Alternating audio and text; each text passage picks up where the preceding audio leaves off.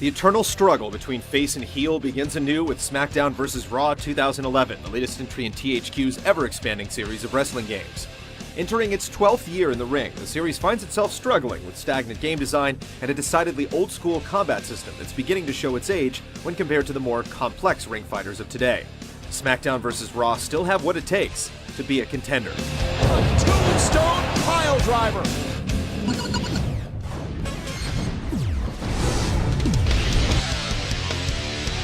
Jericho with a code breaker. SmackDown vs. Raw 2011 is all about putting the total WWE experience in the player's hands. From the ability to set up new match types to tweaking their rules or altering the ones already in place, staging events to specification is definitely the key focus here. At the forefront is the all-new Universe mode, which marries the exhibition and career modes of previous years into a dynamic calendar of events that continuously evolves as you play the game. It's an interesting feature in that it takes the idea of user-created continuity and runs with it. Rivalries form, alliances shatter, and title fights are determined all within the context of your own personal version of the WWE. When a wrestler's sour grapes bring to bear the surprise attack on his opponent a week after their match, you really do get to appreciate the sense of persistence that the mode is aiming for. But past its randomly generated occurrences and customizable fight cards, Universe mode really just stands as a reworked vehicle for the same kind of ring action you've experienced in past games. If you simply just want to get into one of the game's many returning match types with one of the roster's 70-plus wrestlers, the subtleties are easy to overlook. The Senton connects. Road to WrestleMania's Superstar campaign returns with the notable reemergence of roaming, a feature that's been out of action since the series days on the PlayStation 2. The backstage interactions with other wrestlers initially feel fresh, but their novelty quickly runs its course. Poorly scripted encounters force you to stay within a specific area until they're over, and past the occasional locker room brawl, activities amount to little more than extremely simplistic quests. To its detriment, the roaming actually feels like a needless impediment leading up to each match. There's nothing particularly arresting about the feature's nauseating over-the-shoulder view or slow plotting dialogue that would make you want to prolong your stay backstage. I'm coming after the WWE champion. It doesn't matter who it is. It could be Triple H. It could be you. Conversely, the series' suite of creation modes doesn't make any compromises on quality, with 2011 providing some of the best customization features to date. Last year's great story designer returns, now with the ability to orchestrate branching choice trees for your tailor-made campaign, alongside a multitude of new content for created wrestlers and finishing moves, as well as tools for highlight reels and sign making. You can share your creations with other users over PSN and Xbox Live, though it remains a little difficult to separate the wheat from the chaff. When it comes to network play, SmackDown vs. Raw 2011 allows you to take any match type online, with netcode that performs respectably well in smaller settings, like one-on-one or tag team bouts. Royal Rumbles, on the other hand, are a different story. Besides being nearly impossible to set up, the crippling lag accompanying nearly every match makes the mode pretty much unplayable online. If you were hoping to take part in large format matches online without any problems, you'll have to keep waiting. Oh no, this isn't looking good at all. Though SmackDown vs. Raw 2011 brings some notable features to the fold, the experience feels a little too familiar. There isn't much here that you could call a significant improvement over 2010. And he comes down on the table.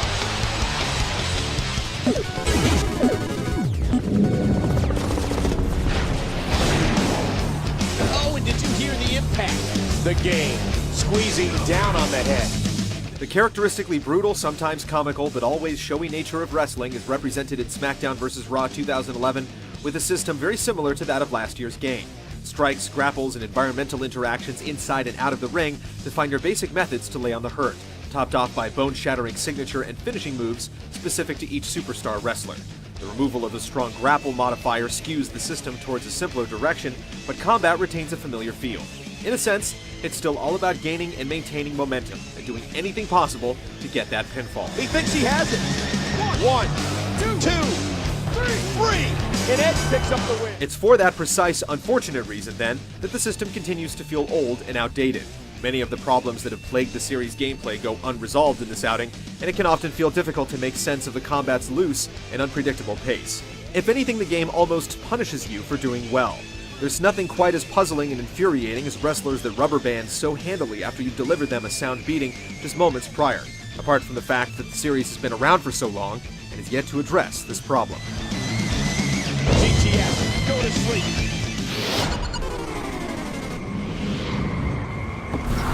Watch out here.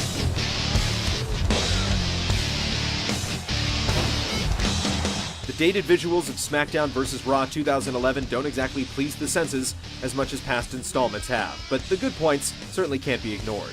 Specific character traits like Randy Orton's steely demeanor are definitely done justice, while the judicious use of graphics packages, camera cutaways, and voiceovers from the show's commentators make each match feel as if you were watching it on TV. Rolling out of the ring, and it might be time for him to reassess the situation. What's he up to here? The new physics system adds a few embellishing touches, with strewn legs draping over ropes and ladders deforming upon impact.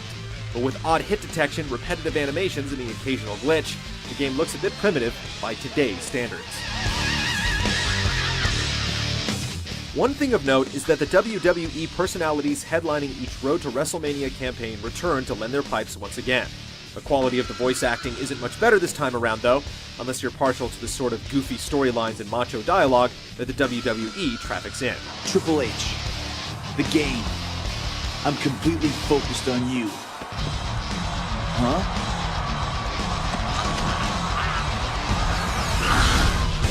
Orton may be done for. Oh! The kidney area feeling the brunt of that impact. On one hand, SmackDown vs. Raw 2011 is a serviceable sequel that genuinely tries to stretch the limits of its design, but lackluster new features, poor follow-through, and gameplay that is yet to evolve past its prehistoric husk make it clear that the series has some serious thinking to do. As developer Yuke has proven, there's definitely some creative real estate to be found within the canvas of a ring fighter. Let's hope the 2012's installment is a little more successful in finding it. Orton's really right there. Could this first round matchup be over?